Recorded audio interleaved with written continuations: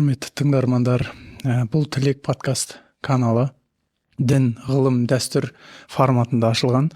Бүгін біз жастар қазақ дәстүрі, ғылым мен діннің байланысы туралы талқылаймыз. Мақсатымыз біреуді жеңу емес, ой салу, ақиқатты зерттеу. Біз сұрақ қоямыз, ұстаз жауап береді. Ал сіз тыңдаушы ретінде өз қорытындыңызды жасайсыздар. Бүгін бізбен бірге дін, тарих, ғылым және қоғам мәселелерін зерттеп жүрген ұстаз Дарын Мұбаров. Ұстаз, өзіңіз таныстырып өтсеңіз. Енді көбісі біз дін саласында ғой, соған танымал болғанбыз. Әйтпесе біз қарапайым шаруалар болды.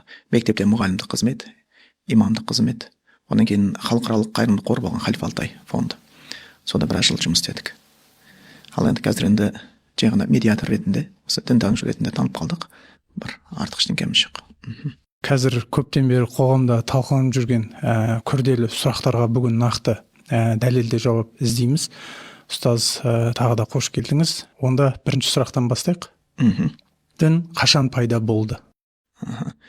Енді дін, бұған біз екі түсіндірме бар негізі. Жалпы қоғамда екі түсіндірме бар. Соны екеуінде айтып кетейікші. Енді мен дін маманы ретінде оны діни ғана жауапты берсем болады. Бірақ бұл жерде жаңағындай тыңдаушылар бұл таза бір дінді намазхандарға арналмаған шығар деп ойлаймын. Сондықтан бұған жалпы танымы ретінде беріп кетейік.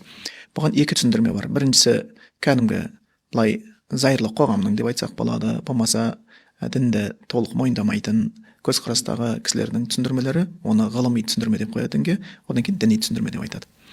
Бірінші ғылыми түсіндірме деп келейік. Ғылыми дегенде бұл енді кәдімгі зайырлы ғылымдар деп жатыр, дінге қатысы жоқ.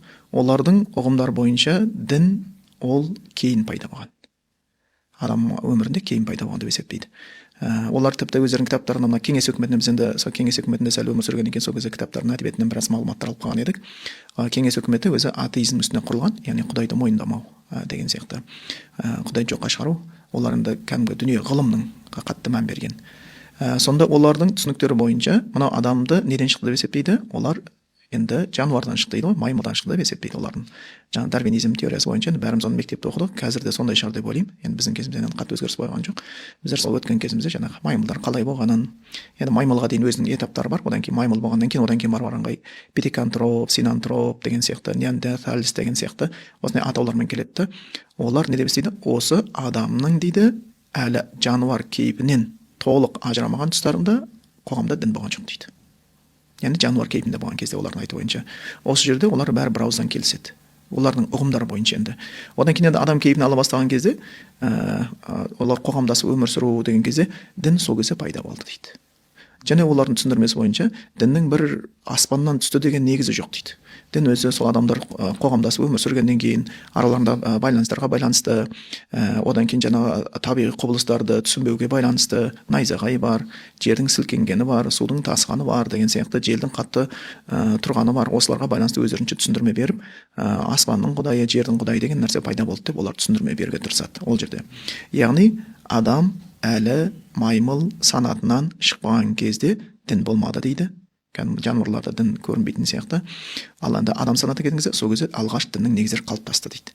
Сөйтіп олар болмаса және түсіндірмелер бар, діннің пайда болуы дейді. Бұл үстем таптың адамдар саны көбейгеннен кейін, біреулер енді басшы болады, біреу қосшы болады деген сияқты, үстем таптың қол астындағыларын бағындыру үшін ойлап тапқан құралдары деп түсіндірме берген. Олар енді көптеген түсіндірмелері жан-жақты болып кетеді, бірақ біз оны айта кеткен жөн көріп отырмыз. Ал енді кейбіреулер бойынша үстем тап қатты күшейгеннен кейін керісінше езілген тап. Езілген таптың дейді өзі ойлап тапқан жұбату құралы деп есептеген кейбіреулер дінді. Ал енді кейбіреулер бойынша дін дегеніміз оның да өзінің эволюциясы бар деп есептейді. Жаңағыдай келе түрлі өздерін қалыптастырды деген сияқты. Ал кейбір ұғымдар бойынша дін дегеніміз ол былай айтқанда ол да бір сауда-саттықтың түрі деген сияқты.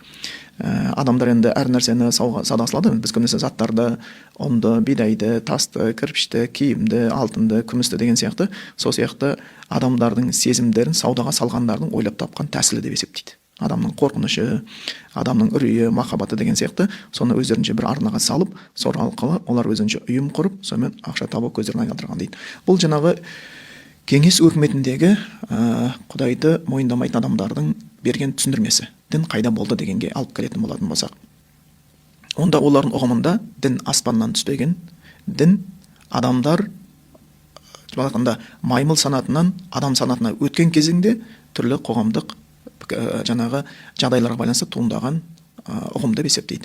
Ал енді дінге діни көзқарастарға келетін болсақ, бұда адам мен дін екеуі қатар, және оны аспаннан түсті деп есептейді. Дінге өзінің түсіндірмелері бар. Сол үшін ілгері кітаптар жаңағындай Аллахтан енді көптеген кітаптар түскен ғой. Соның соңғысы Құран кітабы болып есептелінеді.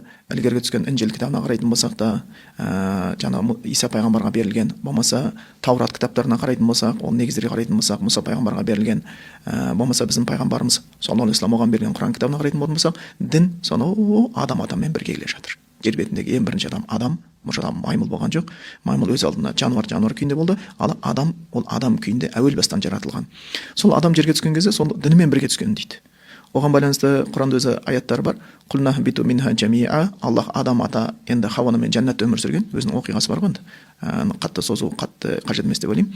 Дін адамдардың арасында бұл танымал оқиғаның бірі. Жерге түскен кезде белгілі себеппенен Аллах Тағала оларға айтқан: жерге түсіңдер, яғни адам, әйелі деген сияқты. Жаңағы онан кейін іблісі бар, жерге түсіңдер дейді. Кейін Аллах оларға айтады адамдарға: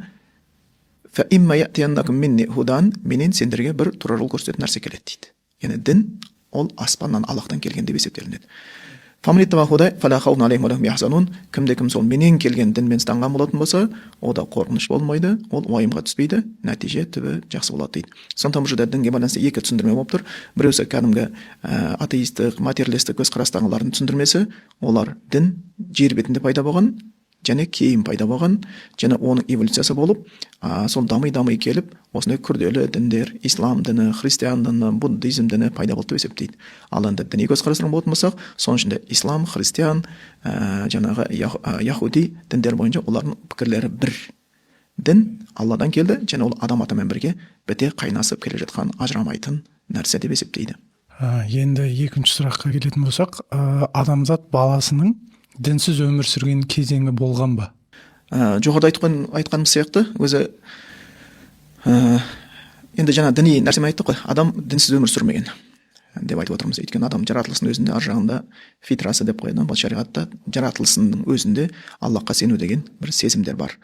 Ал енді жаңағындай атеистік, материалистік көзқарастар болатын болса, олар дінсіз қоғамды олар да жоққа шығара алмайды. Адам санатын өткеннен кейін, ол зерттеулер бойынша адамдардың ең алғашын қола дәуірі, мектепте өтуші еді ғой енді. Деген сияқты сол тас дәуірі, қола дәуірі деген сияқты дәуірлерді бар айтын болмаса, ол жерден де олар діни белгілерді көреді. Олар қайтыс болған адамдардың қоюына байланысты, олар тек қана дін қай кезде жоқ деп есептейді? Адам әлі маймыл санатынан толық өтпеген кез.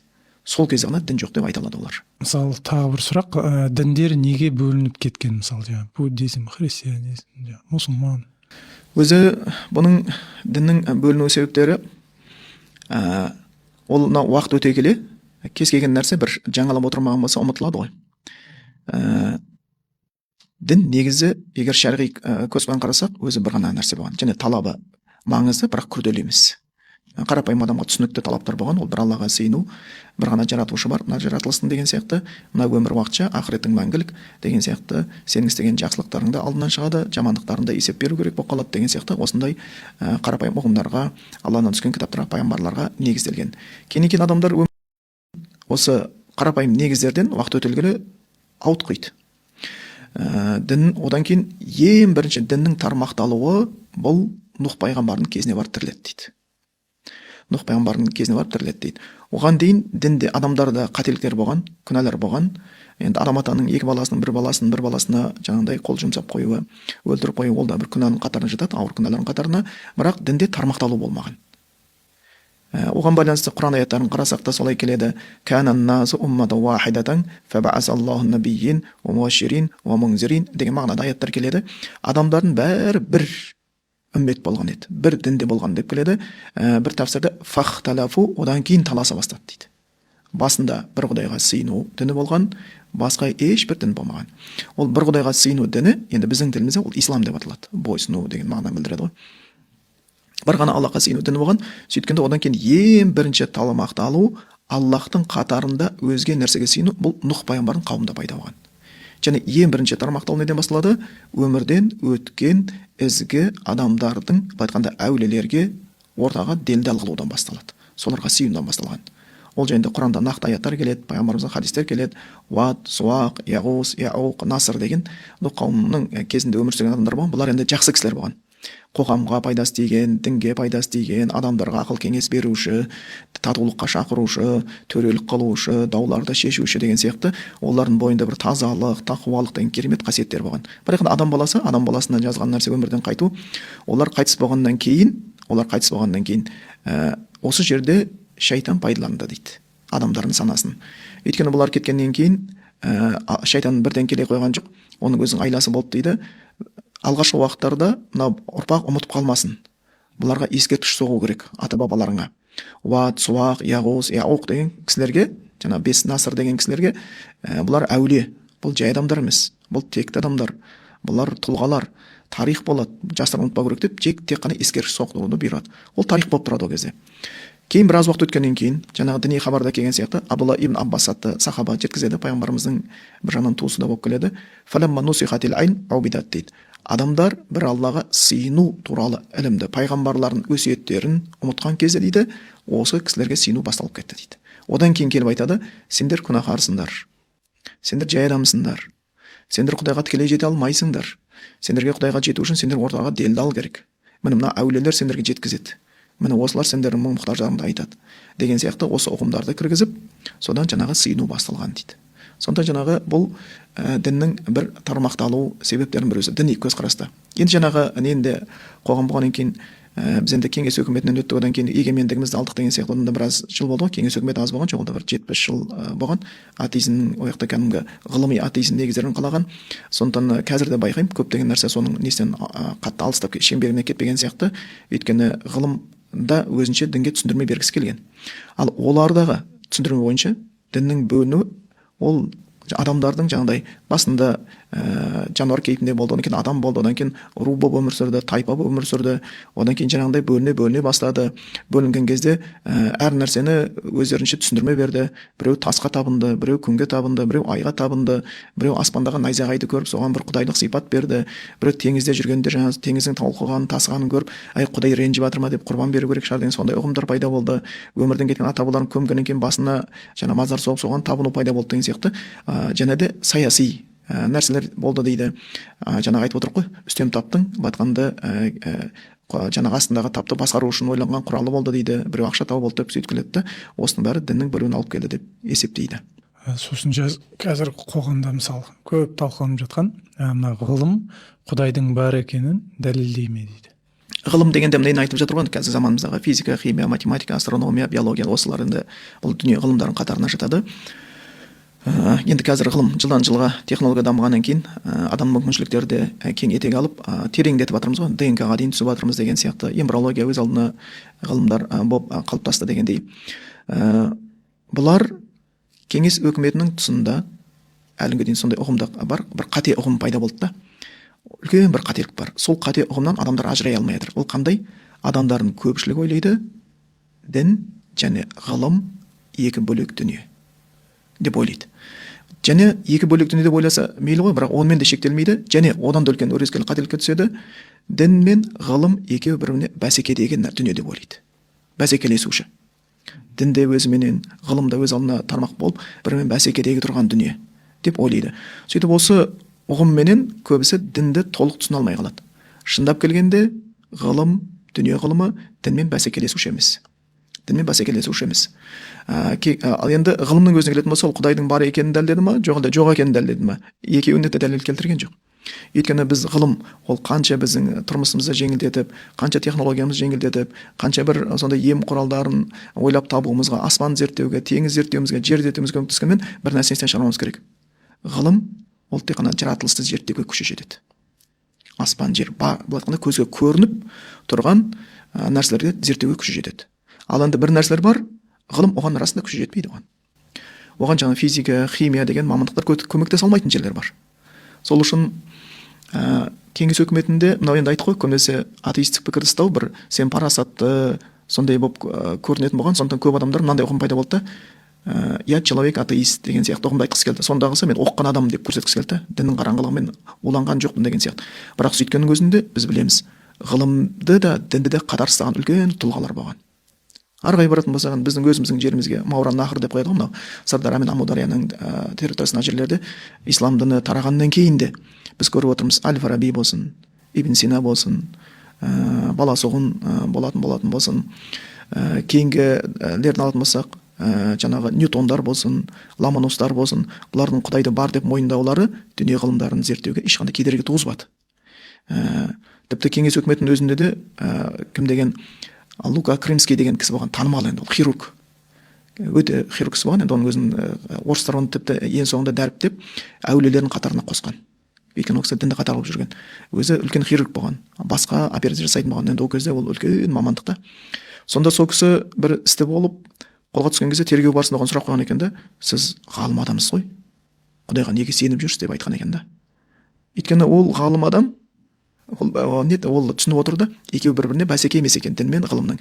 Бірақ кеңес өкіметінің солағай саясатының салдарынан көп адамдарда дін мен ғылым бәсеке дүние деп ойлап қалыптастырған.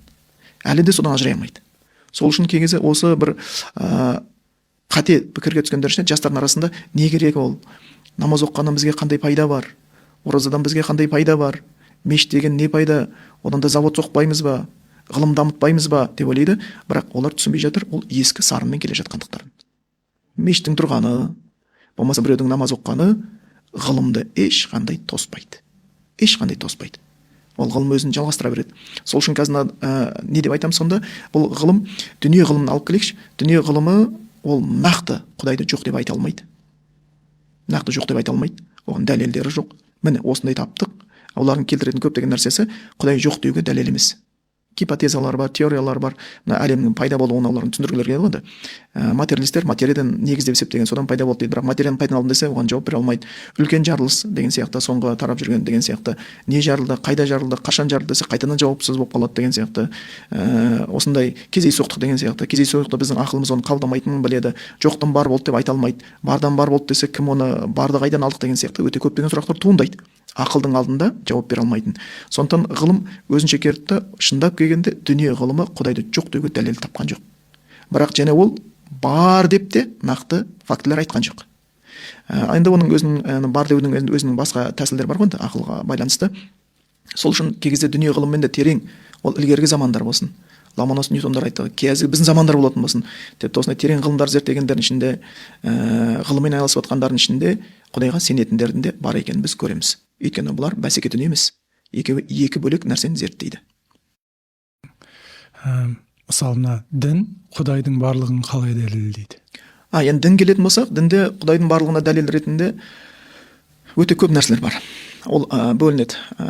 Бірінші фитра деп қояды, адам жаратылысында өзі Құдайға сену бейімділігі бар. Бұл Құран аятында келеді, бұл хадистерде келеді. Өзге діндерде бұны жайында айтып өтеді. Хадисте келген сияқты әл-маулуду юладу аля фитрахи деп келеді. Бала табиғаты, жаратылысы таза күйінде туады дейді. Яғни адамның табиғатының тазалығы оның дінге жақын болуы, екеуі былай егіз дүние сияқты. Табиғи тазалық пенен шарғи түсінік екеуі біріне егіз сияқты. Енді дейді, одан кейін фаабаваху юхауиданихи ау юнассирани ау юмаджиссина хадистің жалғасына келеді. Одан кейін әке шешесі оларды яхуди қылады, маджуси қылады деген сияқты. Бала дүниеге келгеннен кейін ол қай ортаға түсті, соған байланысты оған көзқарас қалыптаса бастайды.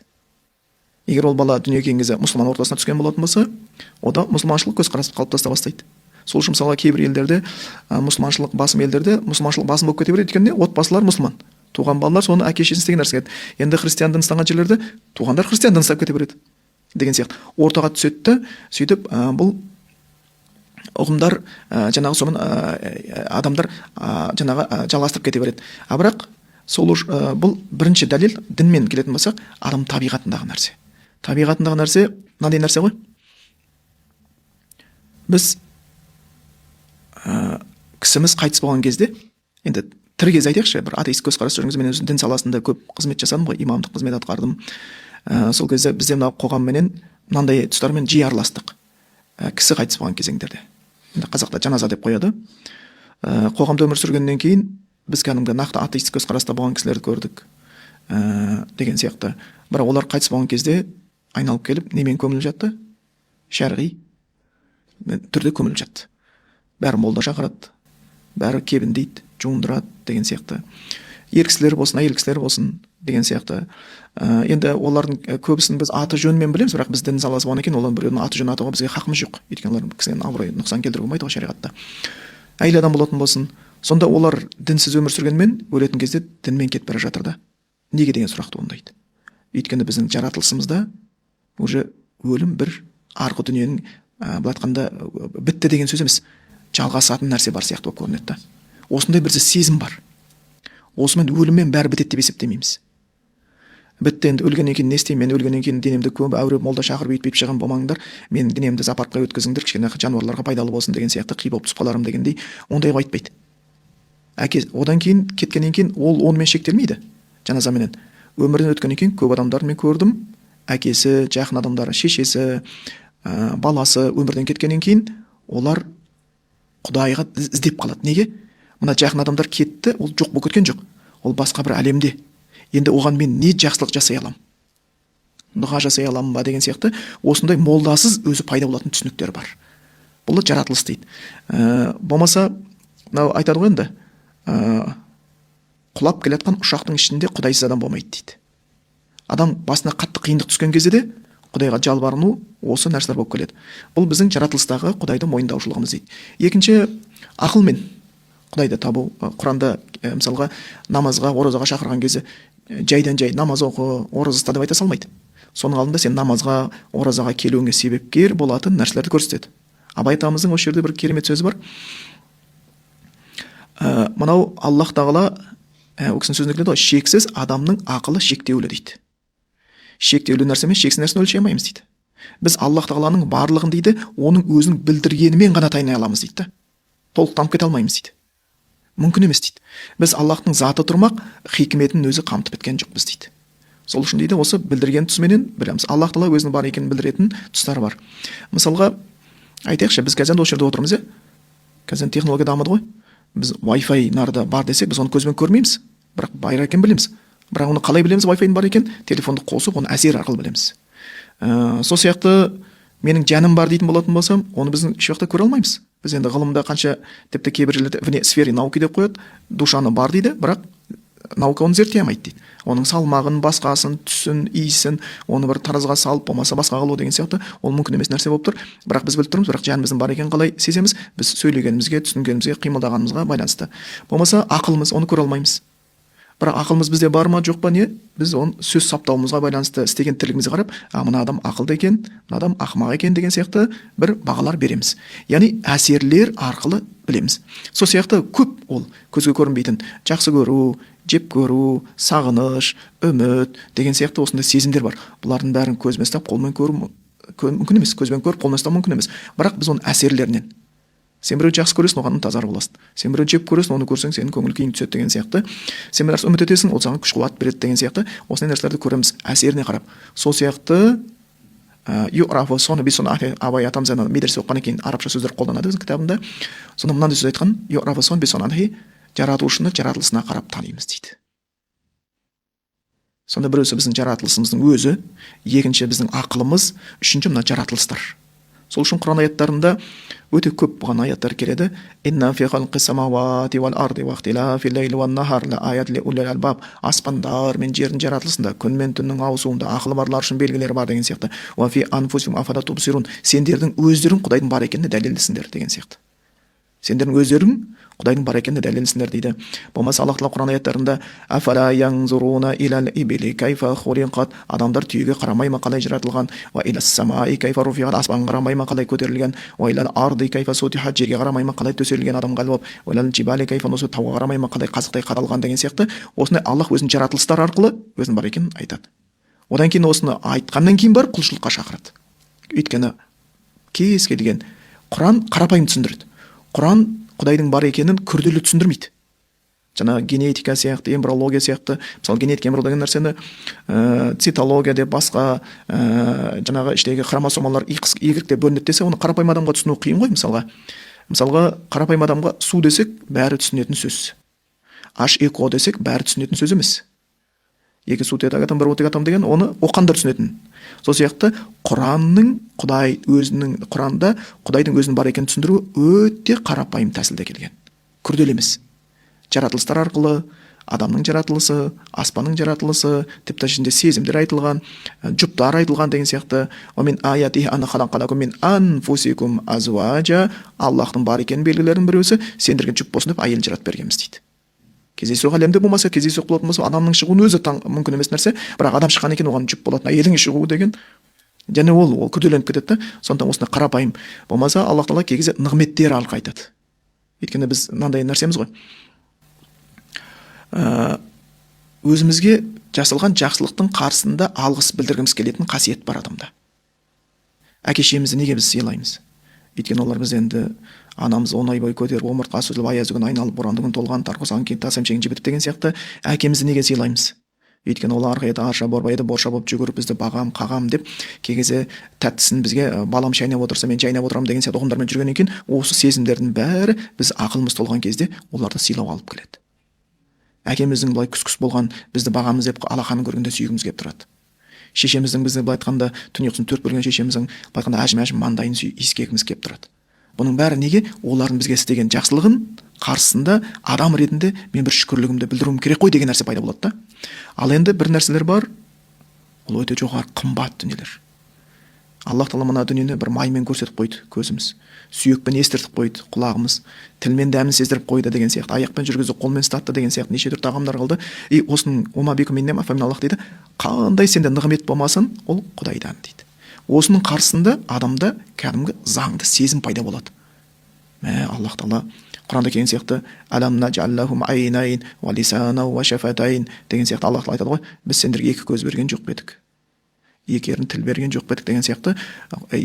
Болмаса басқа аяттар қул хуаллази аншаакум, ол сондай Аллах Тағала сендерді жаратты, ва жаала лакум сам вал абсор, көретін көз берді, вал афида, түсінетін жүрек берді, қалилам ма ташкурун, бірақ адамдардың көбісі шүкірлік етпейді ау деген сияқты аяттар бар. Сондықтан осы нығметтердің қарсында адамды туындатып отырады. Яғни одан бөлек енді бұл тақырыпты кең айтса болады, мен қысқаша неғып кетейін. Өйткені енді бұл біздің жалпы дінді неге болады? Діндегі дәлелдер өте көп. Және ол қарапайым, ақылың болса түсіне бересің. Сенің аттестатың болса да болмаса да түсінесің. Сенің дипломың болса да болмаса түсінесің. Сен ең басы ақылды адам болсаң болды. Ондай болатын болса, Құдайдың бар екенін біліп, оның алдында өзінің қарызы бар екенін сездіретін аяттар өте көп келеді. Содан бөлек шариғаттар, пайғамбарлардың келгені, олардың бәрін шақырған нәрсе бір нәрсе болуы, кітаптарға, жаңа Құрандағы, Інжілдегі кітаптардың шақыратын нәрселердің біріне ұқсас болуы деген сияқты, тарихтардың ұқсас болуы деген сияқты, осының бәрі Құдайдың бар екеніне дәлел болып шығады. Сосын мына тағы бір сұрақ, қазақ жеріне ислам қашан келді?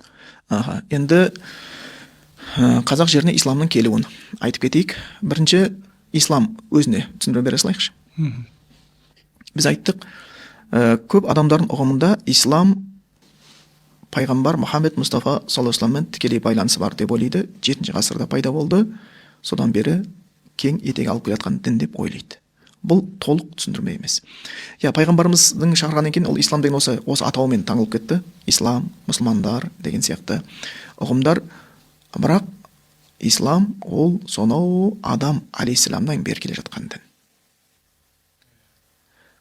Пайғамбар өзінің сөзінде Құранда хабарлағандай, «Ва кунту бидамин русул», мен пайғамбарлардың ішіндегі жаңалық емеспін дейді. Мен бір бүйректен сирақша адам емеспін дейді. Мен маған дейінде инна хазла фи сухуфил ула, сухуф Ибрахим Муса, мен айтқан нәрселер ілгергі кітаптарда бар дүниелер. Тек адамдар ұмытқаннан кейін өзі мұсылман ғалымдар арасында сондай тарап кеткен мақал бар. Ал-инсанун адун лима жахила. Осы сөзді Абай атамыз өзінің кітабында келтірген екен, кітап тастығында. Сонда адам бір нәрсені ұмытатын болса, оған дұшпан бола бастайды. Болмаса қазақтардың кейбір тарихшылар айтып жүр ғой, адам тарихын ұмытқан кезде айнадан өзін көрген ит сияқты үре бастайды дейді да. Тарихына қарсы, енді ит өзін өзі көрген үреді ғой. Сонда тарихы бөтен бола бастаса үре бастайды дейді. Сонда белгілі уақыттарда адамдар тұрмыс тіршілік бар, басқа бар, пендешілік бар, күнә бар, түрлі салдармен діннен кішкене білімін алыстаған кезде дін оларға бөтенсіп қалады. Сол кезде пайғамбарлар келіп қайтадан жаңалап беріп отырған. Бұл мынау етін, сендер сәл ауытқыдыңдар, дұрысы мынау етін деп олар үйретіп беріп отырған. Сондан оған байланысты жаңағы хадистер өте көп. Бір хадисте келеді, кана байна адаму нухайн ашрада қулун күллүхум алал ислам дейді. Адамменен дейді, Нұх пайғамбардың арасында дейді, алейхиссалам 10 дәуір болған дейді. Барлығы исламда еді дейді. болмаса хадисте келеді әл амбия ихватна динум уахид, пайғамбарлар бауыр және барлығы бір ақ дінмен келген дейді. Бұл адамдар бөлінген, пайғамбарлар бөлінбеген. Пайғамбар бәрі бір ғана нәрсемен келген. Адам атадан бастайтын болатын болсақ, кейінгі Нух пайғамбар болсын, Ибрахим пайғамбар болсын, біздің пайғамбарымыз болсын, оның алдындағы келген 6 ғасыр бұрын ертерек келіп кеткен Иса пайғамбар болатын болсын, бәрі бір ғана нәрсеге шақырған. Енді 7 ғасырда сол адамдар ұмытқан нәрсені Мұхаммед пайғамбар қайтадан жаңдандырады. Сөйтіп, өйткені сол кезеңдерде адамдарда Аллахтан бөлек нәрсеге табынушылықтар көбейді. Бірақ пайғамбарымыз 7 ғасырға үңілетін болсақ, кәдімгі өзіміздің қолымыздағы тарихи кітаптарға үңіліп қарайтын болатын болсақ, ол кезеңде Құдай жоқ деген адамдар таба алмаймыз. Бәрі Құдай бар деген. Тек қана танымдары. Өлгеннен кейін тірілде ма, тірілмей ма, есеп бар ма деген тақырыптарда, Құдайға серік қосыла ма, қосылмай ма, пайғамбарға сыйынуға бола ма, болмай ма, әулиеге сыйынуға бола ма, болмай ма, әруаққа сыйынуға бола ма, болмай ма, күнге табынуға бола ма, айға табынуға бола ма деген осы тақырыптарды талданады. Бірақ Құдай жоқ деген адамдарды көрмейді. Құдайдың қатарына бөлек нәрсеге сыйыну, сыйынбау мәселелер. Сөйтіп, пайғамбарымыз ол 7 ғасырда бұл жаңартты десек болады. Адам ұмытқан нәрсені еске салды. Құдайларын еске салды, одан кейін пайғамбар өмірін өтті де, біздің қазақ жеріне қашан келді деген өзіміз сұрамызға келейік. Бұл жалпы Орта Азияға, ол кезде тек қана қазаққа арнап келген жоқ ислам. Жалпы Орта Азияға келген, бұл шамамен 8 ғасырлардың уақытысында. 7 ғасырдың аяғы, 8 ғасырдың басында Орта Азияға келе бастаған. Ол кезде мұсылмандар умайяттар деп қояды, үлкен бір сондай не болған, династия болған.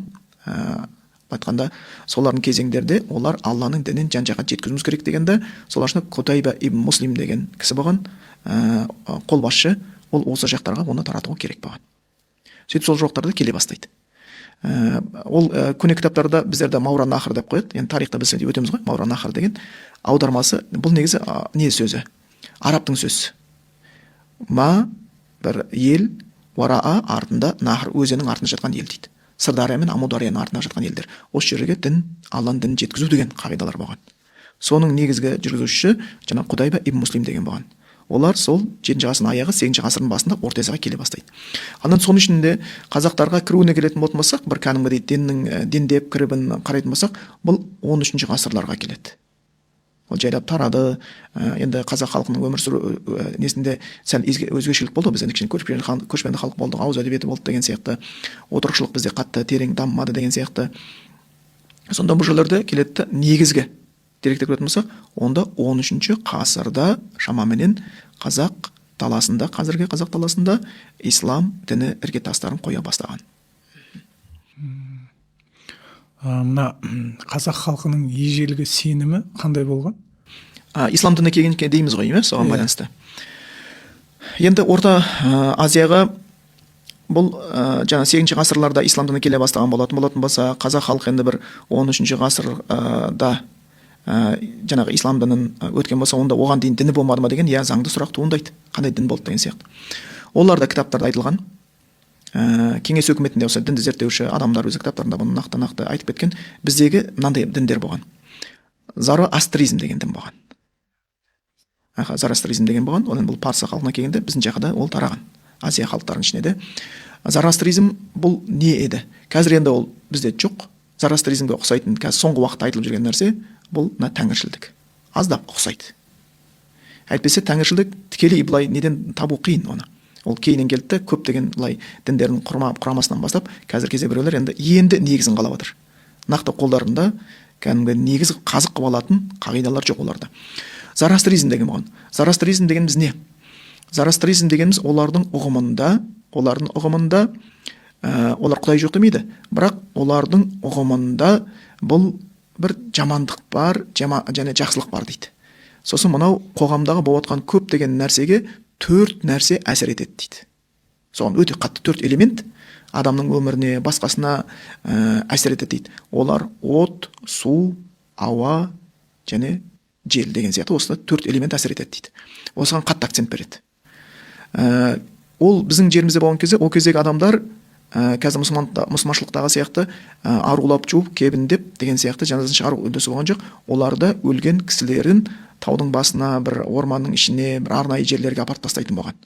сөйтіп оны ит құс жеп кеткен болатын болса не дейді, кәдімгі ашық далаға тастайды, оған күннің сәулесі от әсер етеді деген сияқты, оған жел әсер етеді, оған жер әсер етеді деген сияқты, оған су әсер етеді, жаңбыр жауған кезде осы 4 элемент әсер етеді да, күнәһар болып кеткен адамды осы 4 элемент тазалайды, сондықтан оны жерге көмбеуіміз керек деген сияқты ұғымдар болған. Сөйтіп ол кезеңдерде кәдімгідей тастайтын болған. Егер сол арада сол тастаған адамдарды ит құс жеп кеткен болса, олардың ұғымында жәннатқа кірді деп есептейді. Ит құс жемесе, онда қорқатын болғанда сүйегі жаңағындай не жерге сіңбей ар жерде басы домалап жатқан болатын болса, онда жаман арындайтын болған. Бұндай ұғым қазір кезінде Тибет жақтарда бар. Тибеттерде қалып кеткен ол көне ұғымдар, олар ислам терең бармағаннан кейін оны интернет желісінде көруіне болады. Егер қарайтын болса, олар туғандар, туысқандар әке-шеше өмір өткен кезде оларды құстарға жегізеді. Өзі арнайы өлген бір құстар бар. Сөйтіп жаңағы құстар адамдар енді әке-шешем тозаққа түсті ойлап қалмасын, жәннатқа кірді деп ойласыннан кейін өзінің әке-шешесін турап беруге де мәжбүр болады олар.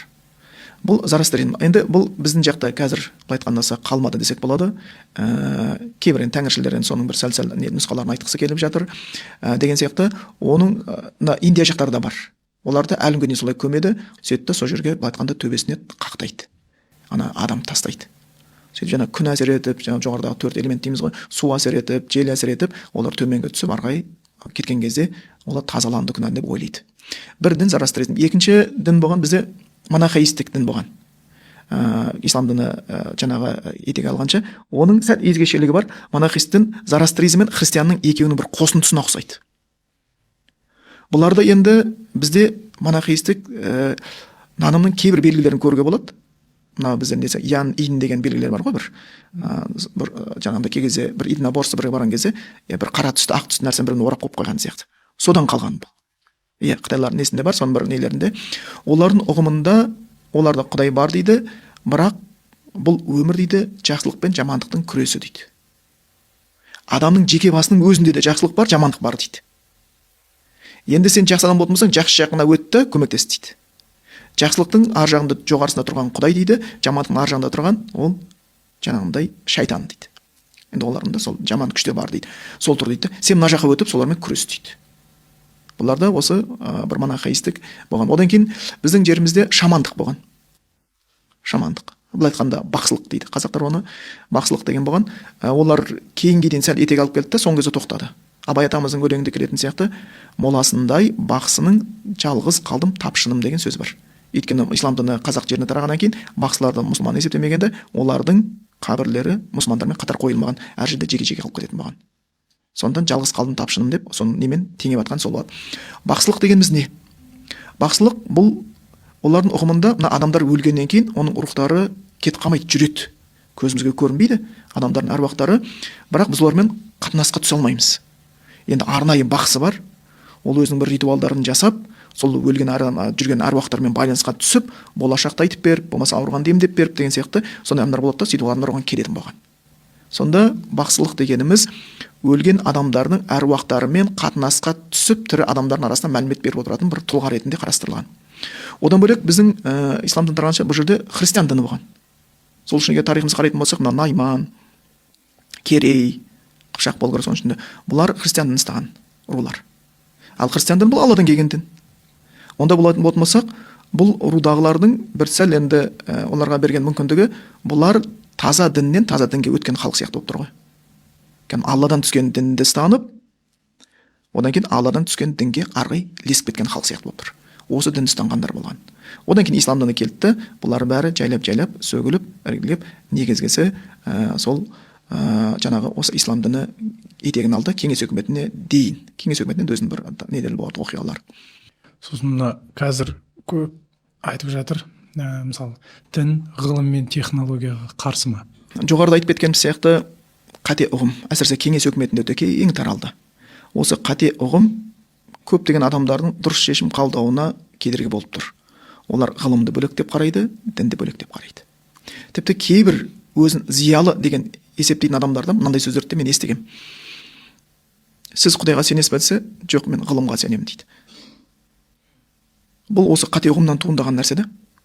Енді біз жоғарыда айттық. Дін мен ғылым бір-біріне бәсеке емес. Мүмкін жалған діндер бөлек шығар. Мысалға айтайық, европалықтардан, мысалы біздерде 7 атасы мұсылман болып, одан кейін осындай қате пікірге ұрынып мұсылманшылықтан бас тартқан кісілерді кездестіруге болады. Енді ол өзінше бөлек тақырып шығар деген сияқты. Ал енді 7 атасы мұсылман болмаған, мүмкін христиан болды, мүмкін басқа болды, басқа дінде болды. Мына европалықтарды айтып жатқаным, Жапон елінде көрініс беріп жатыр, европалықтарда ислам дініне кіргенін көреміз. Ондай болатын болсақ, бұлар дінді ұстаған кезде ата-бабам жолды ұстанбады. Енді сол европалықтарда мен бір тыңдау барысында, оқу барысында қызық нәрсені көрдім. Олар былай деп айтқан екен да, ислам дінін бөлек, басқа діндерді бөлек қылып қарайды олар. Расында солай. Сонда олар былай деп айтады екен: ислам дінінің ерекшелігі өзге діндерден дейді. Бірнеше ерекшелігі бар. Неге таңдадың деген кезде айтады, ислам дінінің өзге діннен ерекшелігі дейді. Ислам дінінде сенің білімің жоғарылаған сайын иманың көтеріледі дейді. Сен химияны терең білген сайын иманың көтеріледі. Сен физиканы терең білген сайын иман көтеріледі. Менің өзім жеке басымнан мынандай оқиға болды. Астана қаласынан енді ұшаққа отырайын деп аэропортта отырған едім. Соң қасыма бір орта бойлы, былай көрікті келген бір кісі келді. Сосын амандасты. Енді мен былай тани қойған жоқпын. Мен өзім сұрақ жауаптар жиі келетін болған, сонымен кеше телефонмен алданып қалатын сәттерім болушы еді. Сөйтіп амандасты. Бірақ енді көрініп тұр түсі, жүзі сондай бір сауатты, сөзі әдепті, киінген. Сол келді амандасты да аты жөнін айтқан еді. Енді менде сәл қателік болыпты, өйткені ол қоғамға өте пайдалы адамдар олар. Сөйтіп ол кісі танысқан, мен хирургпын деп танысты. Астана қаласында больницада хирург болып жұмыс істеймін деді, 5 уақыт намаз оқимын деді. Сіздің әлеуметтік желіден насихаттарыңызды көргем. Сізге деген құрметім бар еді, соны көріп амандасып қойын деп едім деді. Әйтпесе ол хирург адамдарға, ол барып амандасатын адамдар ғой, өйткені олар қоғамға өте пайдалы тигізіп жүрген адамдар, бұлар деген сияқты. Сонда ол кісі бір қызық маған бір әңгіме айтты. Мен дәрігермін деді, 5 уақыт намаз оқимын деді. Және мені таңғалдыратын нәрсе деді, дәрігерлердің намаз оқымағаны деді. Дәрігерлердің бірінші болып Құдайды мойындамағаны деді. Өйткені біз деді, адам деді, бұл керемет жаратылыс Құдайды мойындататын деді. Бұл ғажайып дүние деді. Бұл мұғжиза. Біз сол жаратылысты күніге зерттеп жатқан адамдармыз. Соны көріп тұрып, адам деген жаратылысты көріп, оның жаратушысын мойындамау ақылға келмейді. Сондықтан мен дәрігерлердің бірінші орында дінге келуі дұрыс деп ойлайтын едім, бірақ олай емес деді. Бұдан біз көріп тұрғанымыз бұл қарама-қайшылық емес та. Біз ана ойдан кеңес өкіметінде қалыптасып қалған жаттанды көкек сөзден, жаттанды пікірден алыстауымыз керек. Дін мен ғылым бір-біріне бәсеке емес. Бірақ ғылым бұл не десек болады, бүкіл адам айналысып кете алатын нәрсе емес та. Оған бір қабілет керек, оған жағдай керек, оған бір адамның өзінің талпынысы керек, оған бір табандылық керек деген сияқты ол білеміз ғой, кез келген нәрсе оның бір шыдамдылық, адамның шыдамдылығына байланысты болып табылады. Сондықтан бұл жерде қазіргі жастардың ол қате ойлары. Сондықтан біреу жаңа айтқан, жоғарыда айтып кетті ғой, мен Құдайға сенбеймін, ғылымға сенемін дейді. Енді осы сөзді талдап көрейік. Бір әдемі сөз сияқты. Отық адамдар, мынау парасатты адам екен. Бұл анау дін деген қараңғы ін, онда айналыспайды екен, бұл сауатты екен деп сөйтіп ойлаймыз. Бірақ осы сөзді қарайықшы. Ғылым дегеніміз не? Адам жоқ жерде ғылым жоқ. Ғылым адам бар жерде ғана дамиды. Орманда ғылым дамымайды. Теңізде балықтың арасында ғылым дамымайды. Ол маймылдарға толық жағдай жасап берген болсаң да, интернетін жүргізіп, бананын беріп, компьютерін қойсаң да, олар кездейсоқ Абай жолдан кітап жазып шыға алмайды маймылдар. Өйткені ондай нәрсе бермеген. Ондай болатын болса, ғылым не болып тұр? Адам бар жердегі пайда болатын нәрсе. Біз соткаларды шығарғанымыз, пойызды жасағанымыз, ұшақтарды ұшырғанымыз, кеме, теңіздерді, жаңағы теңіз жүрген кемелерді жасауымыз деген сияқты осындай медицинаны дамытуымыз, бұның бәрі адам бар жерде дамып жатыр. Ондай болатын болса, не болады екен? Ғылым адамның туындысы. Ғылым адамның туындысы. Енді ол деген сөз, ғылым адамға қызмет жасап жатыр, оның дәрежесі адамнан төмен. Өйткені адам туындады. Сенің дәрежең әке-шешеңнен жоғары болмайды ғой. Сол сияқты ғылым адамның туындысы, қолдан жасаған нәрсесі, болмаса былай деп түсіндірейікші, бір мүсінші бар. Ол керемет қыл бір мүсін жасады. Бір адамның мүсін жасады. Ол мүсін мүсіншіден жоғары болып кетпейді. Ол бәрі тас болып қалып кете береді. Сол сияқты ғылым, ол адамның туындысы, ғылым қандай болса да адамнан жоғары бола алмайды. Енді адамнан жоғары бола алмайтын ғылымды, адамнан жоғары болмайтын ғылымды Құдайдан жоғары қою бұл ақылға сыймайды. Бұл ақылға сыймайды. Сол үшін бізде ол жаттанды сөз. Біз сондай санамызға кіргізіп жіберген, ғылым мен дін біріне қарамайды деп. Жоқ. Сондықтан егер сен діннің талабы өте қарапайым ғой. Ол бір дін саласына адамдар өзі екіге бөлінеді. Біреулер өте аз болады, олар дінді зерттеп, сол адамдарға түсіндіруге тырысады. Екіншісі, ол Құдайдың алдында міндетін орындаса болды. Мұсылмандық деген бұл мамандық емес. Мұсылмандық деген әрбір жеке адам басындағы парызы Құдай алдындағы. Оның талаптары өте жеңіл. Қарапайым адам қойған талабы өте жеңіл. Мүмкін дін саласында жүрген адамдардың талабы өзіне жоғары қойып алатын шығар, бірақ қарапайым адамға Аллахқа серік қоспа, бір ғана Құдайға табын, бір Құдайға жалын, бір ғана Құдайға құлшылық ет деп келеді. Одан кейін танығаннан кейін намазыңды дұрыстап ал, байып кетсең зекетіңді бер. Болды. Тірі жүр. Ары қарай сен спортсмен боласың ба, бизнесмен боласың ба, сен химия саласын зерттейсің ба, космонавт болып кетесің ба? Космостарда адамдар, космонавтта намаз оқытқандарын көріп жатырмыз ғой енді. Оны кедергі емес. Талғат Мұсабаев ағамыз Құдайға сенесіз бе дегенде сенем деді ғой. Нақты сенем деді. Сонда бұл жердегі кез келген сала ол уже ал мұсылмандық бұл парыз, ал анау мамандық. Сол үшін мұсылмандық негізгі қағидасы ол адам қылу. Ал мынау пәндер, химия олар сені маман қылады. Сондықтан бұл жерде дін мен ғылым арасында бәсеке жоқ. Енді сен осы жоғарыдағы Құдайдың хақысын берген болсаң, бұл ең маңыздысы, ең жеңілі. Одан кейін егер ары сен өз таңдауыңа қарай кете бересің. Сен өзің таңдауың біледі. Дәрігер болғың келе ме? Енді ислам дінінде дүние ғылымдарының ішінде ең құрметтісі дәрігерлік есептелінеді. Дәрігер болғың келе ме? Инженер болғың келе ме? Ол енді өзің таңдауың. Сенің қабілетіңе қарай, сенің ұстанымыңа қарай, сенің талпынысыңа қарай. Бірақ хадисте келген сияқты хайруннас анфаһум линнас дейді. Адамдардың жақсысы адамдарға пайда келтірген дейді. Сен соның өзіменен пайда келтіріп отқан болсаң, ол жақсы. Жоғарыда айтып жатқаным сол ғой.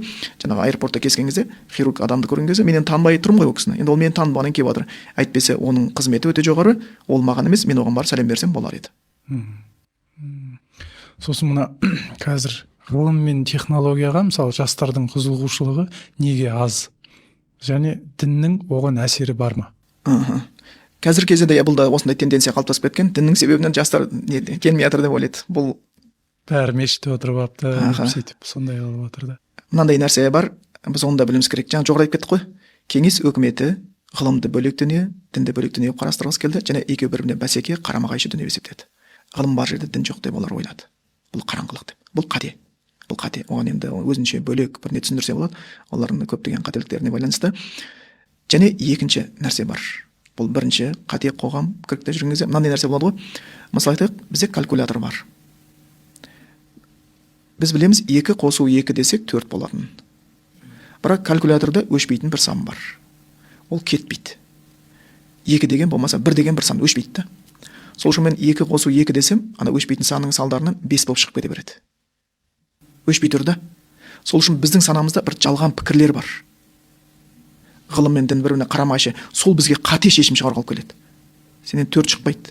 Сенен бір 3 болып қалады, не 5 болып қалады деген сияқты.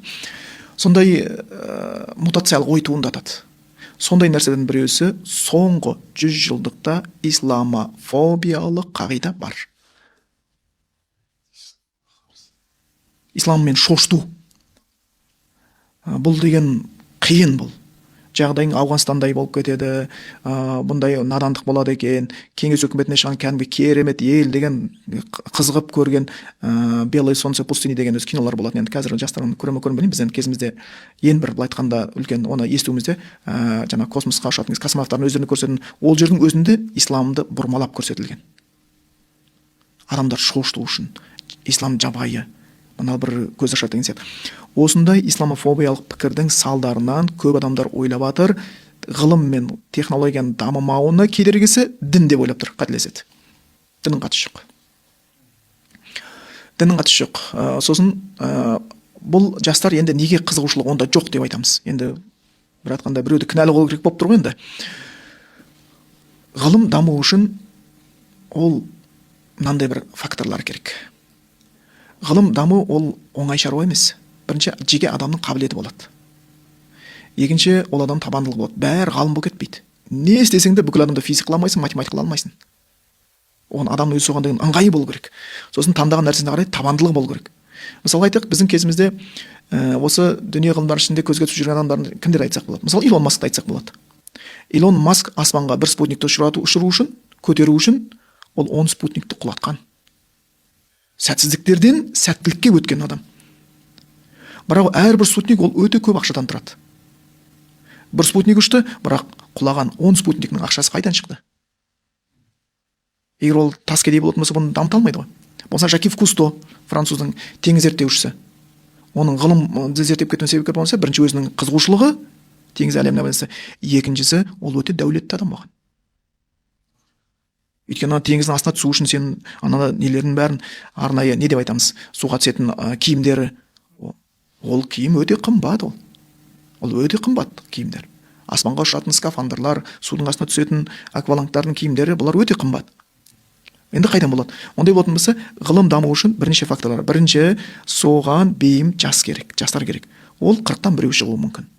Екіншісі, ол жас пайда болғаннан кейін ол жастың өзінде табандылығы болу керек.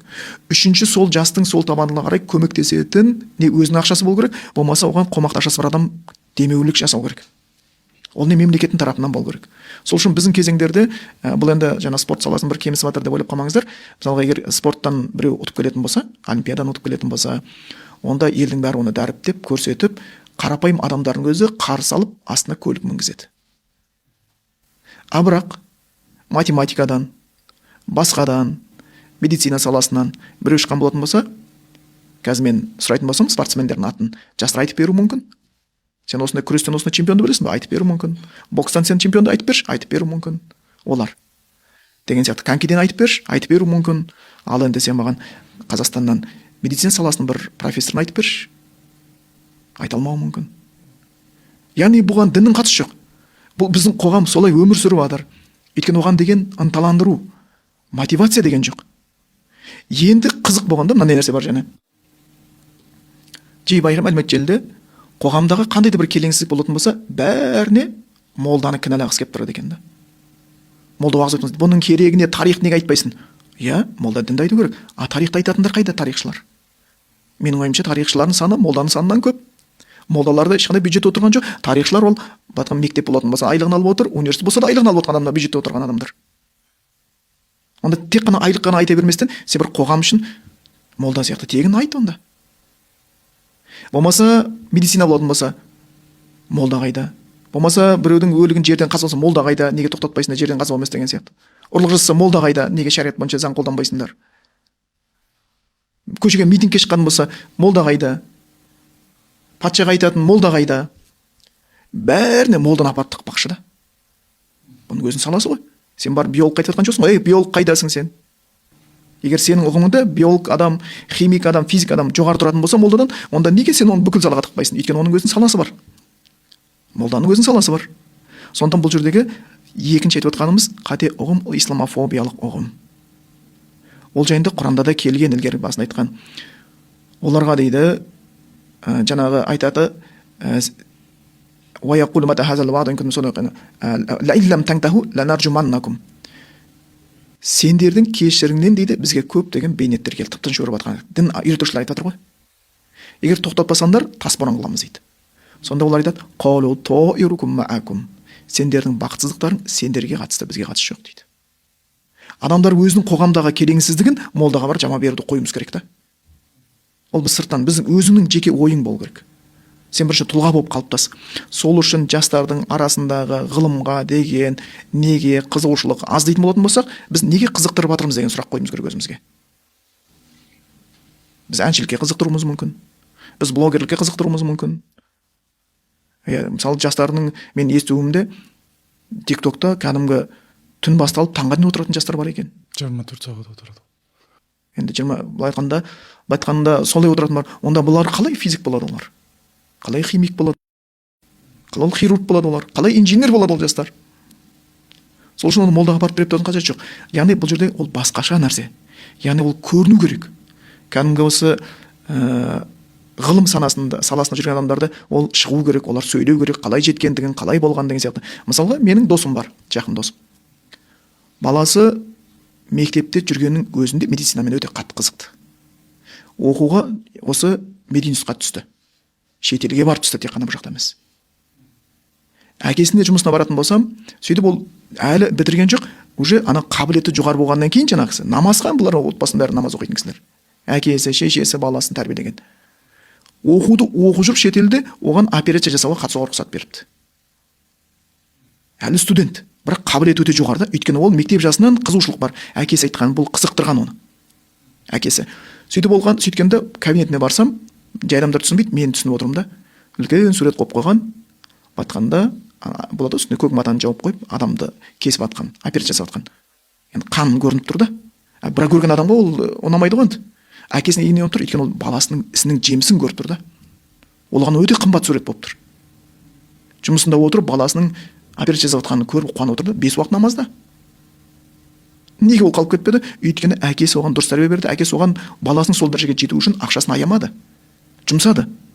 Ондай болатын болса, 40 баланың ішінен шыққан бір сондай қабілетті жасайтын бала шыққан болатын болса, оның ары қарай қызықтырушылығын арттыру үшін, оған бір демеушілік дамыту үшін, оның жарнамасы болу үшін, елдің бәрі қазір күрестен біреу чемпион болатын болса, ертең күні күрес залында балалар толады. Бокстан біреу чемпион болатын болса, ертең бокс залында балалар толады. Өйткені ол көріп жатыр. Өйткені бізде кішкене қаншалық пендешілік бар ғой. Жемісін көріп жатыр. Қарапайым келді, жемісін көрді, бірақ та үй алды, машина алды, құрметті болып, кеудесіне медалін тағып жарқыратып тұр. Әрбір ата-ана ойлайды ғой, баласы ат қойса, шешесі тақым қысады деген сияқты, менің балам ше. Сондай болса екен деп ойлайды. Сондықтан оған осы жақ қызық болып көрінеді да.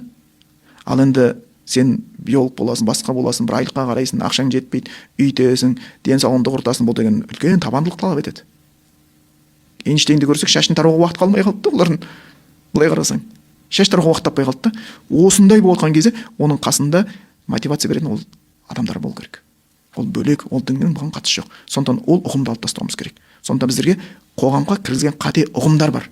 Сол ұғымды қазық қылып алудың ол дұрыс емес. Соңғы сұрағым, енді кейбір кісілер мешіттер жанға жайлы ертегі айтылады дейді. Сонымен жастардың санасын улап жатыр дейді. Егер мешітте математика, физика, химия сияқты пәндер өтетін болса, мешітке баратын кісілердің саны сиреп қалар еді деген пікір айтады. Осыған байланысты сіздің ойыңыз? Мен естідім бұл пікірді. Бұл да жоғарыда айтқаным сияқты, бұл пікірді айтушы адамдарда бірнеше қателік болып тұр. Жоғарыдағы екі қателік оларда бар. Бірінші, олар ойлап тұр, дін мен ғылым бір-біріне бәсеке, бөлек дүние, дін дамитын болса, ғылым қалып кетеді деген қате ұғым. Оны алып тастау керек, ондай емес. Өйткені біз білеміз, ілгергіден де, кейінгілерден де білеміз, адамдардың діндарлығы оларды ғылым дамытуға, ғылымда жаңалық ашуға ешқандай кедергі болмады. Ньютон енді мұсылман емес, бірақ Құдайға сенген адам. Оның еңбектерінен көрсе болады, бірақ оның ғалым болуына ешқандай кедергі болмады. Ломоносов мұсылман емес, бірақтан Құдайға сенген адам. Бірақ оның ғылым дамытуға ешқандай кедергі болмады. Өзімізге келетін болса, Әл-Фараби, Ибн Сина, Ұлықбек, аспан зерттеген, бұлардың Құдайға сенгендіктері, бұлар мұсылмандар. Болмаса Хорезми, математиканың атасы. Ол кісілердің Құдайға сеніп 5 уақыт намаз оқығандықтары ғылым дамытуға ешқандай кедергі болған жоқ. Сондықтан біз миымызға кіргізілген, кеңес өкіметіне қалып кеткен ғылыммен екеуі бәсеке бірінші шығарып тастауымыз керек. Осындай ойда болған адамдар да осындай сөз айтады. Өйткені жоғарыда айтқаным сияқты есептеуіш калькулятордағы артық қате бір пікір бар. Екінші, исламофобиялық. Ол ар жағында бұны айтып жатқаны, ол біліп тұр, зерттесе өзінің сөзін дұрыс емес екен. Бірақ оның жүрегінің түбінде дінге деген, мұсылманға деген жек көрініш бар. Сол нәрсе ол соған итермелейді ол. Ол өмірін соған арнаған. Оның жұмысының бәрі мұсылмандардың кемшілігін іздеу. Мұсылман адам ол қателес, ол періште емес ол. Үйтіп адыр, бүйтіп қойыпты, ұрыпты, соғыпты, үйтіпті деген сияқты, боқтапты деген сияқты. Қазақта да мақал бар ғой, біреудің мінген жорғасы көрінбейді, молданың ұстаған дорбасы көрінеді дейді. Осындай қате рухани түрде арғанап болып есептелінеді олар. Сондықтан осы оның исламофобиямен ауруы, қате ұғымда болуы осындай сөзге алып келеді. Енді сол сөзін өзіне келейікші, қаншалықты дұрыс бұрыс. Мешіттерде ертегі айтылады, жанға жағымды. Сол үшін мешіттерді жастар толтырды. Мүмкін жұма кезінде шыныменде қазір мешіттерде жастар көп қой. Мен алғаш уағыз айтып бастаған кезімде мешітте тек қана қариялар болатын. Ол кез өте қиын, біз қуалап жүріп уағыз айтқанбыз. Енді қазір сондай уақыт болды, қашып жүріп уағыз айтасың, уақыт жетпейді дегендей. Сонда бұл мешіттерде барып отырады, жанға жағымды ертегі деп айтады олар көбісі. Негізі ертегі емес. Бұлардың көпшілігі мешітке барып не айтылып жатқанын тыңдап көрмеді ол. Біз бір нәрсені естен шығармамыз керек. Ілім екі түрлі. бір ілім бар, жаратылысты зерттеу ілімі. Ол сені маман қылады. Сен теңізді зерттейсің, сен аспанды зерттейсің, сен жануарларды зерттейсің, сен құстарды зерттейсің, сен адамды зерттейсің, дәрігер боласың деген сияқты жаратылысты зерттеу ілім бар. Жаратылысты тану ілім дейді. Бұл ілім сені маман қылады. Енді бір ілім бар, біз бұны ұмытып қалдық. Бұл жаратушыны тану ілімі. Бұны дін үйретеді. Бұл ілім сені адам қылады. Жаратушыны тану ілімі сені адам қылады, жаратылыс тану ілімі сені маман қылады. Екеуі де керек. Өйткені, айтайық, адам, Аллах керемет жаратқан ғой, адамға бас берген және жүрек берген. Мына дүние ілімнің орны баста. Ал діннің орны жүректе, иман.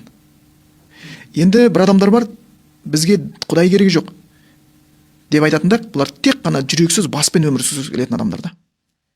Ғылым, бұл дін деген пайдасы жоқ, дін деген қараң деген, бұлар жүрексіз өмір сүргісі келіп жатқан адамдар. Енді бір адамдар бар, онда жасыратын жоқ. Олар ғылымды қажет етпей, мүмкін ол қате түсінгені, болмаса өзге дін өкілдері болуы мүмкін. Олар тек қана Құдайға сенсек болды, дүние керек емес деп тәркі дүние болып өмір сүретіндер. Бұлар бассыз өмір сүргісі келетін адамдар да, жүрекпен ғана. Ал ислам діні басыңмен де жүрегімен де қатар өмір сүр дейді. Құдайдың құлшылығын, дүниенің тіршілігін қатар алып жүр дейді, құстың қос қанаты сияқты. Біреу болмаса ұша алмайды дейді. Сол үшін кейбір ғалымдар айтқан сияқты, кімде кім Құдай, Құдай, Құдай деп дүниенің бүкіл тіршілігін тастайтын болса, жәннатқа кіре алмайды дейді. Керісінше кім дүниеде дінді тастап кетсе, жәннатқа кіре алмайды дейді. Құс жалғыз қанатпен ұша алмаған сияқты дейді. Ал жаңағы келетін болсақ, мешітте егер ертеге айтылады, сондықтан жастар сояққа барып жатыр, егер физика айтылса, химия оқылған болса, осындай пәндерді айтып жатқан шығар, енді ояққа мешітке адамдар бармас еді деп үлкен қателік жіберіп жатыр. Қандай қателік? Мешіт химия, физика айтатын жер емес ол. Мешіт атын өзі айтып тұр. Ол жаратушыны танытушы жер. Ол тәрбие беретін жер. Адам тек қана тәннен тұрмайды ғой. Адам жаннан да тұрады. Біріншіден, сол үшін олар айтқандай, мешітке тек салбан құлақтар барады, ертек тыңдайтын деп, ол қате ұғымда олар. Түсінбей тұр. Адам тек қана тәні болған үшін адам болып тұрған жоқ, ол жаны болған үшін. Тіпті біздің денеміздегі тән мен жанды тараз алатын болсақ, жанның дәрежесі жоғары. Анда-санда жанның азығын беру керек. Тән ол топырақтан. Сол үшін тәнді қуаттайтын нәрсенің бәрі топырақтан шыққан нәрсе. Көлік, темір топырақтан шығардық. Тамақ топырақтан шықтық. Жеген етімізді мал топырақтан алып жатыр деген сияқты. Осы топыраққа топырақ керек, күшті қылу үшін.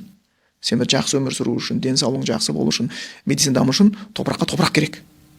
Ол физика, химия деген нәрсе. Ал енді жан ол топырақтан емес қой. Жан қалай болып келеді?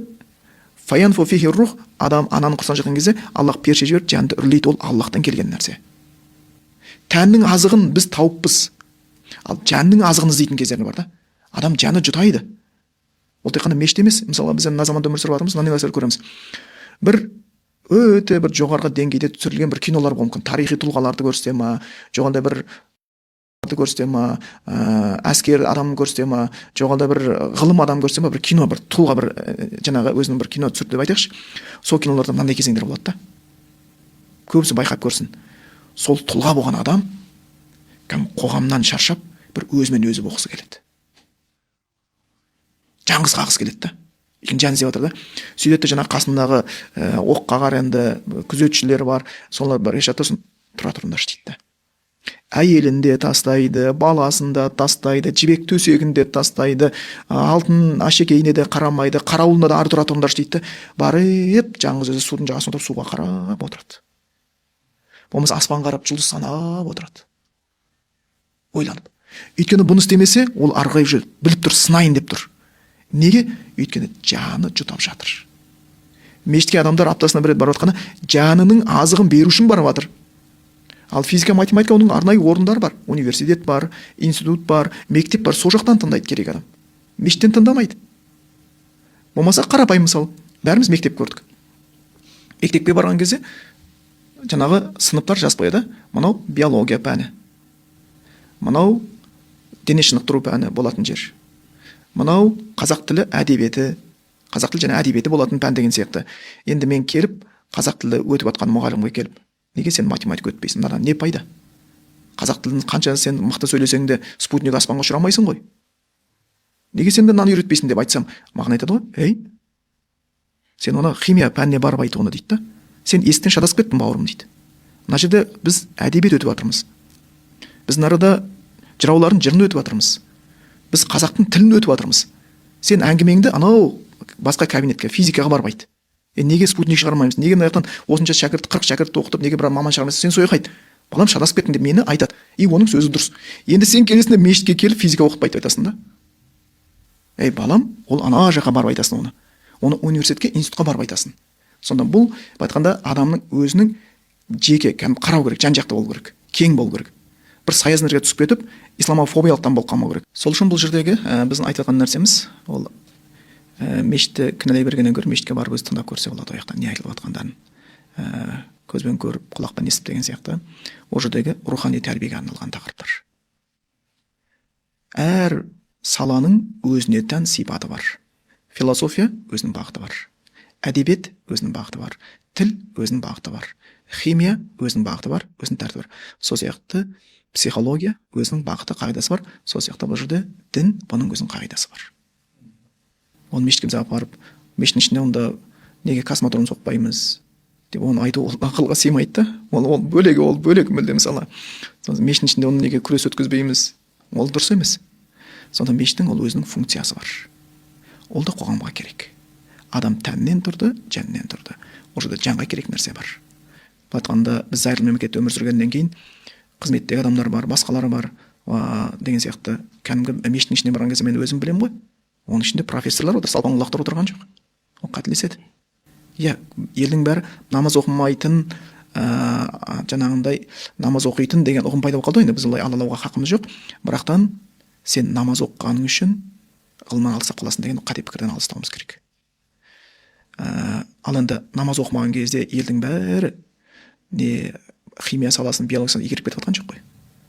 Ол адамның өзінің талпысына байланысты. Сол үшін мешіттің ішіне барған кезде ол сөз артық сөз. Ертеге тыңдаған салпаң құлақтар отыр деген кезде оның ар жағында соның ішінде отырған хирургқа, философқа, үлкен бір мекеменің басшысына тиіп кетуі мүмкін да. Ол жерге олар кәдімгідей рухани азық іздеп барған адамдар. Олар бір жағына бір адасу үшін барып отқан жоқ. Сонда қарапайым қоғамда болады, құрылысшы болады, көлік жуатын болады, аспазшы болады деген сияқты. Ол елдің бәрі Илон Маск болып кетпейді ғой. Елдің бәрі Илон Маск болып кетпейді. Бірақтан ондай бір адамдар көріп отырсақ, онда оған өз алдына демеу керек шығар. Енді жалпы айтатын жастарға мен айтатын, ол енді өзің бір шақырған екенсің, рахмет. Бұл тақырыпты талдадық қой. Мүмкін ол болашақта отқан болса, жастардың дінді ұстанғанда діннің талабы не, қалай ұстану керек, дінде былай ақтап не қылмайық, діннің ішінде бір фанатизмдер бар ғой деген, мүмкін ол тақырып өзінше бөлек болатын шығар. Енді ол бұған шынайы исламмен қатысы жоқ. Жастарға айтатынымыз, ол кәдімгі құлшылық көп уақыт алмайды. Құлшылығын түгенде басын, Алланың өзі де рас, сөз де рас деп Абай атамыз айтады ғой.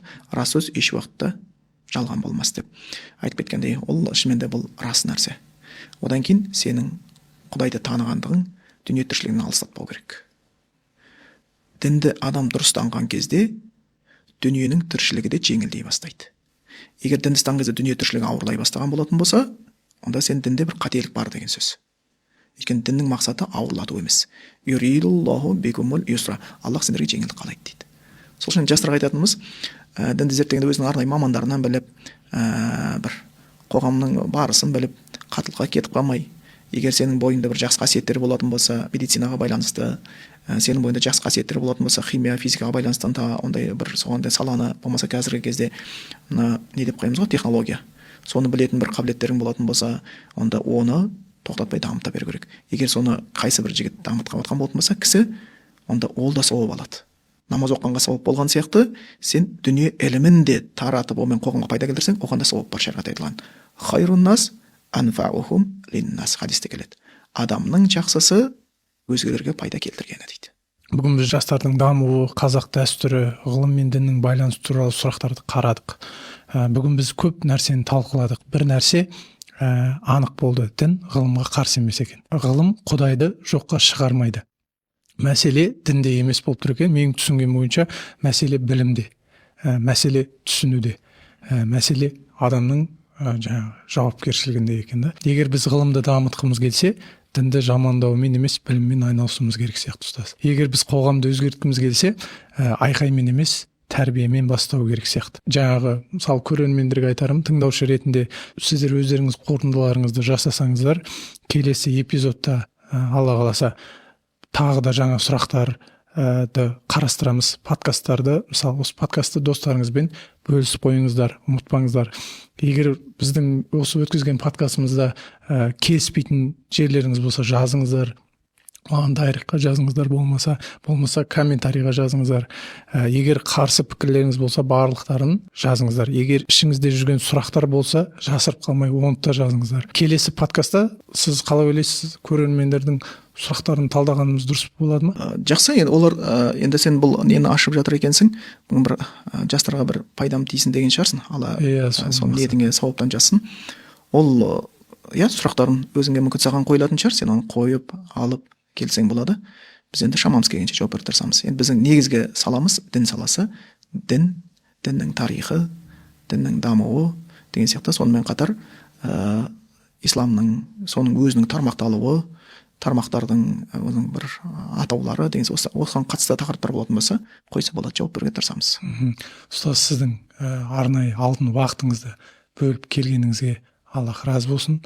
Бұл жерде біз біреуді жеңу емес, әйтеуір қазағымызға кішкене болсын пайдамыз тисін деген немен ашып осындай подкастты, жаңағы сұрақтарды қойып отырмыз.